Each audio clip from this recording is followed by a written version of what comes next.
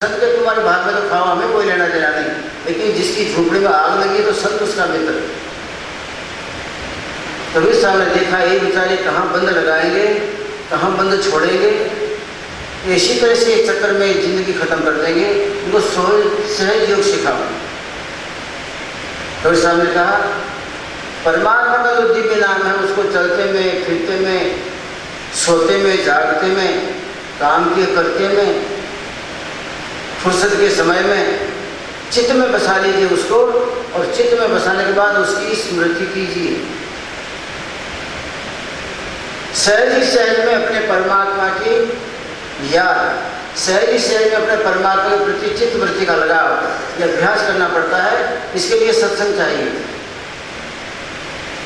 बहुत काल तक अगर आपको सत्संग करने को मिल गया, बहुत काल तक, क्योंकि बहुत समय से जीवन बिगाड़ा है ना, हमारा जीवन 2 दिन में नहीं बिगड़ गया, या इसी जिंदगी में आए तब से नहीं बिगड़ गया। अनंत जन्मों में जब जब जन्मे तब तब हमने बिगाड़ने का ही काम किया, जिंदगी का सत्यानाश करने का ही काम किया, हमने जीवन बिगाड़ा। कबीर साहब ने कहा बिगड़ी जन्म अनेक की अभी सुधरे आए, तुम घबराओ नहीं प्राणियों, अनंत जन्म की, जन्म जन्मांतर की बिगड़ी दशा इसी जिंदगी में सुधर सकती है। बिगड़ी जन्म अनेक की अब ही सुधरे आए, कहें कबीर जो संत के चरण कमल लो लाए। लो लाए का मतलब उनको अपने चरणों में आपको भेंट पूजा करो, आरती उतारने की बात नहीं, संतों के साथ स्नेह लग जाए आपका। संतों के साथ स्नेह लग जाएगा तो संत वाला स्वभाव आपका धीरे धीरे बनेगा। सत्संग इसका बहुत सुंदर काम करता है। और संसार के प्राणी का सबसे बड़ा कोई अगर भयंकर में भयंकर घाव की मलम की दवा है वो सत्संग है। बिन सत्संगन हरि कथा और ते ही बिन मोहन भाग, मोह गए बिन राम पद होयन दृढ़ अनुराग। बिनु सत्संगन हरि कथा, हरि कथा का मतलब है ध्यान। उस परमात्मा की कथा ध्यान में होती है। ध्यान में दुनिया की कथा तो पड़ोसी नहीं कर देती है, दुनिया की कथाएं अड़ोस पड़ोस में होती हैं, और हरि कथा ध्यान में होती है। परमात्मा के जीवन के चरित्र वो ध्यान में, वो झलके वो ध्यान में आती है। एक पंडित बोल के मुझे सुनाता वो कथा नहीं है, वो तो मथा है, खाली मंथन कर देता है। कथा तो ध्यान में होती है। अगर आपको ध्यान लगाना आ गया तो ध्यान में हरि कथा सुनने को मिलेगी, ध्यान में सत्यनारायण की कथा सुनने को मिलेगी। अगर ध्यान लगाना आ गया तो बिन सत्संगन हरि कथा, सत्संग करने से आपके अंदर में मन उजागर होता है। उजागर मैला हो गया है मन, रीढ़ो गुनेगार बन गए, रीढ़ो गुनेगार बन गए लो मन। इन साव सीधो करवो होय सत्संग। सत्संग में मन को निर्मलता मिलती है। इसलिए संतों आप बहुत समय तक सत्संग करो ना, क्या तकलीफ है। जब बहुकाल करिए सत्संगा तब हो वही विमोह भ्रम भंगा। विमोह माने संसार के प्राणी मात्र के ऊपर लगाओ, भयंकर लगाओ, और ऐसा लगाओ कि इस जिंदगी में तो मर जाएंगे तो छूटने वाला ही नहीं।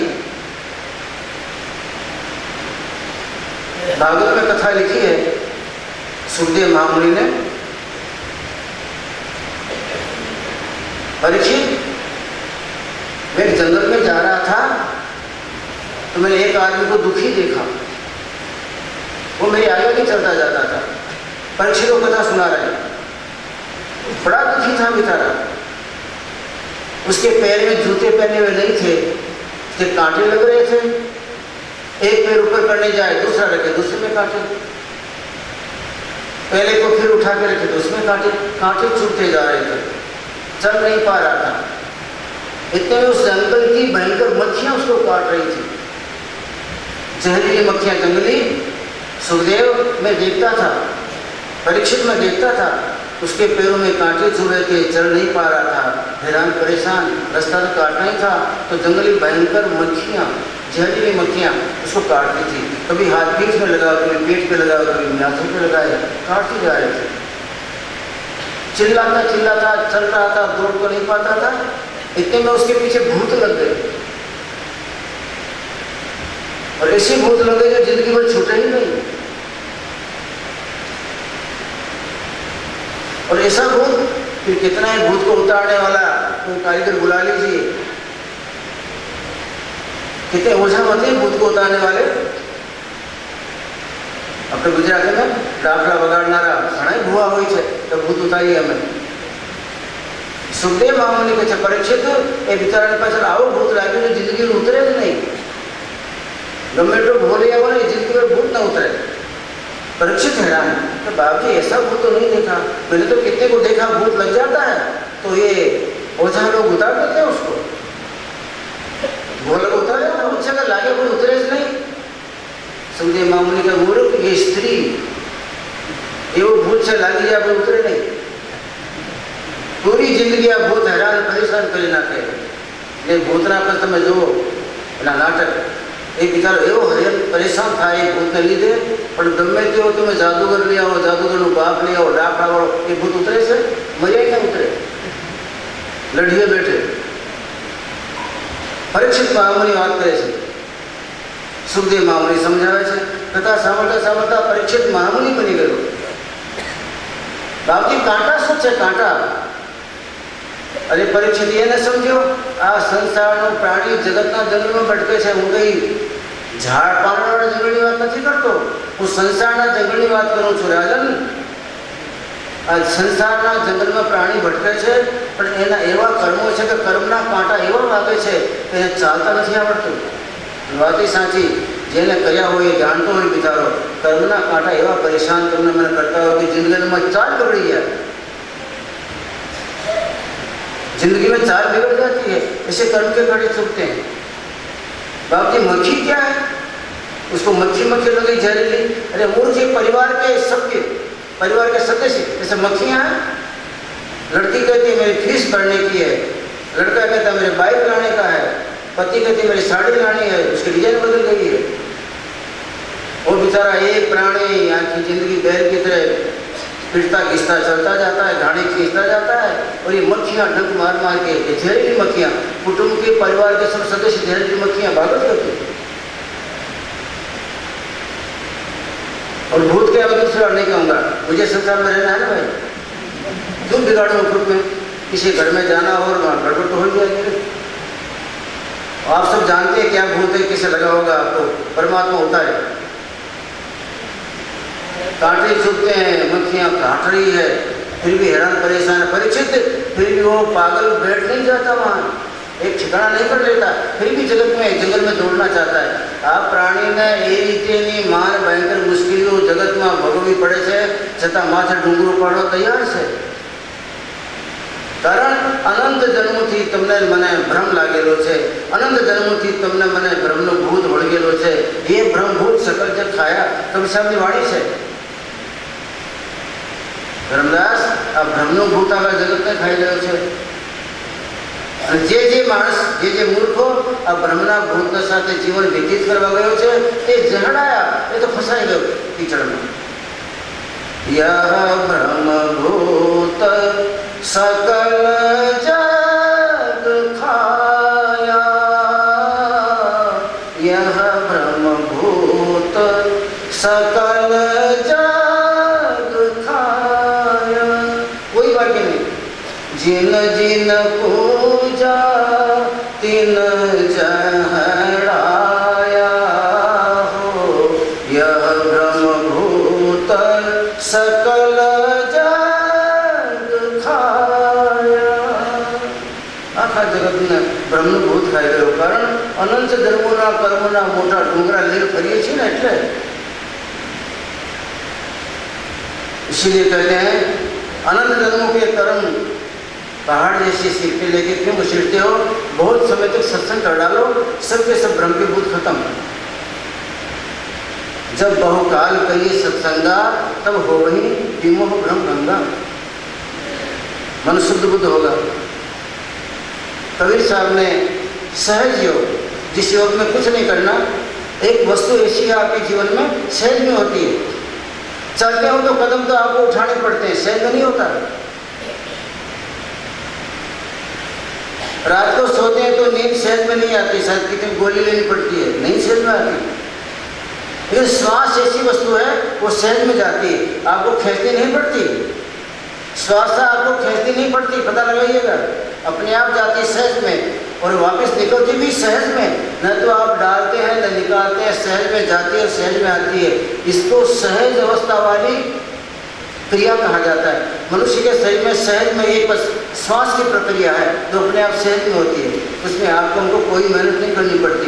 ये सहज में होने वाली प्रक्रिया के साथ में योग कर ले तो सहज योग नहीं हो जाए। जो प्रक्रिया सहज में हो रही है, जिसके लिए कोई आपको टाइम, कोई फुर्सत निकालनी नहीं पड़ती, अलग से प्रयोग नहीं करना पड़ता, जिसके लिए कोई आपको कोर्स नहीं करना पड़ता। बच्चा जन्मता है निश्वास चालू, कहाँ कोर्स किया उसने? मनुष्य के जीवन में श्वास ऐसी एक प्रक्रिया है, श्वासोश्वास की प्रक्रिया, कि वो अपने आप जाता है, अपने आप आता। आप सोते हैं तो भी आपको कुछ करना धरना नहीं, नींद में, गहरी नींद में है, बड़बड़ा रहे हैं तो भी श्वास जा रही, सहज है।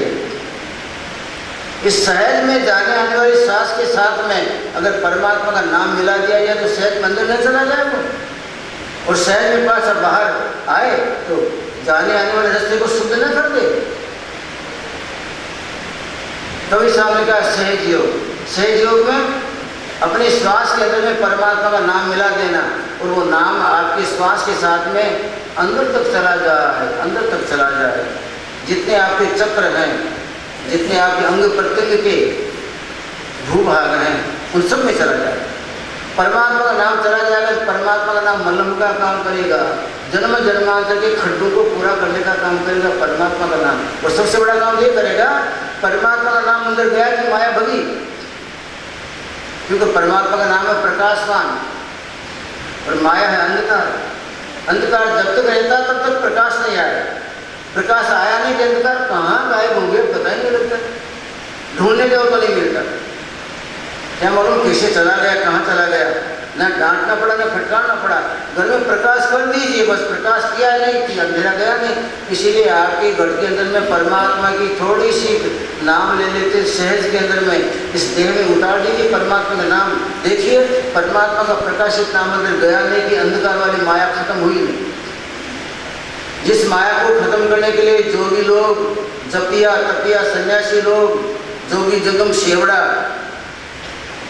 जंगलों में भटक भटक के मर गए, लेकिन माया को नहीं जा पाए, माया को नहीं पहुंच पाए।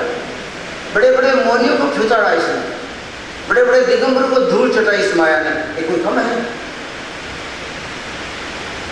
मौनी वीर दिगंबर मारे, ध्यान धरंते जोगी हो, मौनी है मारा माया पछड़ा। दिगंबर जिनके दिशाएं वस्त्र थे, माँ के पेट से जैसे निकले वैसे ही रहते थे सुखदेव जी, इसे दिगंबरों को माया ने पछड़ा। मौनी है वीर दिगंबर मारे, और ध्यान धरंते जोगी हो, जंगल में के जंगम मारे, माया की न भोगी हो। कोई मर्द का बच्चा इस माया को भोग नहीं पाया, माया ने सबको भोगा है। आप हम सब भूल में हैं, आप कहते मैंने बहुत माया को भोग लिया, बहुत माया को भोग लिया। माया ने आपको भोग लिया, भोगते भोगते जिंदगी में मौत नजदीक आ गई। और माया तो ऐसी जगत में ऐसी सपाटे मार रही है, माया कहाँ बुढ़ी हुई, माया कहाँ कम पड़ गई, माया कहाँ चली गई, ऐसे सपाटे मार रही है, झपट मार रही है। आप और हम चलते चलते कल चल बसेंगे। माया ने इतना भोग लिया हमको, माया ने इतना चूस लिया हमको, सत्वहीन बन गए। और 4 दिन के बाद में तो राम बोलो भाई राम हो जाने वाला है ना। कहाँ है मोहन काका जो गांव के बीच में बैठते थे लकड़ी लेके, और गांव सारा उसकी लकड़ी की सारी चलता था। कहाँ वो सरपंच उस गांव का जो सारे गांव को एक टांग पर खड़ा करता था? माया ने सबको चूस लिया, माया ने सबको भोग लिया। आदमी समझता कि मैंने बहुत माया भोगी, तुम तो मूर्ख हो। माया ने तुमको भोग लिया और भोगते भोगते माया ने तुम्हारे दांत गिरा दिए। माया ने तुमको भोग लिया और भोगते भोगते तुम्हारी आंखें चूस ली, अब कुछ पछता ही नहीं है। एक भाई आया था आज, मैंने कहा भोजन करो, एडवोकेट था, एडवोकेट भोजन करो। क्या करूँ साहब, तो मालपुआ तो नहीं पछता है, अभी जो मालपुआ तो खा लूँगा तो मुझे घर पहुँचने के पहले पहले दस्त हो जाएंगे। क्या मालूम क्या हुआ, आंखें कमजोर हो गई। पहले तो मैं कुछ भी खा लेता था। इस मूर्ख को नहीं मालूम कि माया ने धीरे धीरे तुमको भोग लिया, तुमको चूस लिया। आंखें चूस ली माया ने, आंखों का सब कुछ चूस लिया, अब कुछ पछता नहीं है। और अगर इच्छा नहीं मानी, ज़्यादा हलवा खा लिया 80 वर्ष की अवस्था में, तो रात भर हैरान रहेगा, पेट चालू हो जाएगा। माया ने दांत गिरा दिए, माया ने आपकी आंखों को कमजोर बना दिया, माया ने इतनी दुश्मनाई की, आपकी आंखों की ज्योति छीन ली, फिर भी माया को गले लगा रहे। अरे मूर्ख मनुष्य, कब सुधरेगा तू भाई? जिसने आपकी आंखें खोल डाली, उस माया के पदार्थ को आज भी फिर भी बात पढ़ने को तैयार है। हम नहीं छोड़ना चाहते हमारा स्वभाव। ये परिवार, ये कुटुंब, ये बगीचे, ये मेरे खेत, ये मेरी गाड़ियाँ, ये मेरा धन, मेरा मेरा मेरा। माया खूब खूब हंसती है, मूर्ख तेरी आंखें खोल डाली फिर भी तू मुझे चाटना चाहता है, तेरे दांतों को मैंने तोड़ डाला फिर भी तू मुझे खाना भोगना चाहता है। तो सपाटे दौड़ लगाता था, तेरी टांगे मैंने तोड़ डाली, वो दौड़ और सपाटे लगाना बंद हो गए, तो भी तुम अभी भी मुझे गले लगाना चाहता है।